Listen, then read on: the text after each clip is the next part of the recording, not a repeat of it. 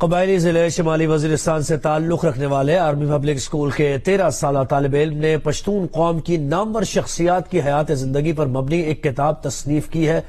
انگریزی زبان میں لکھی گئی 131 صفحات پر مشتمل کتاب پشتون ہیروز کو مکمل کرنے میں 3 برس لگے۔ مزید جانتے ہیں رسول کی رپورٹ میں۔ نامور پشتون شخصیات پر لکھی جانے والی کتاب کا مصنف 13 سالہ بلاول لطیف داوڑ شمالی وزیرستان کا رہائشی ہے۔ آرمی پبلک اسکول کوارٹ میں 7ویں جماعت کے طالب علم نے 3 سال قبل کتاب لکھنے کی ٹھانی تو والد لطیف داوڑ نے بیٹے کا حوصلہ بڑھایا۔ میں نے بہت سے آرٹیکل پڑھے، Wikipedia article, the Pathan question, the Pathan book by sir Olaf Caroe, اس نے لکھے۔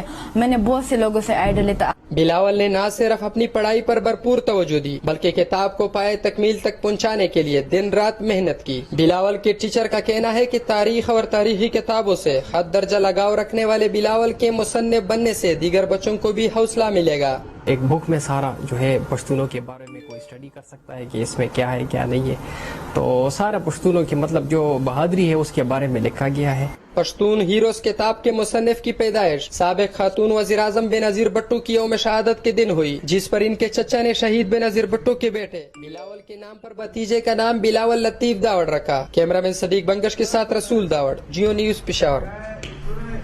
ایک بریک کے بعد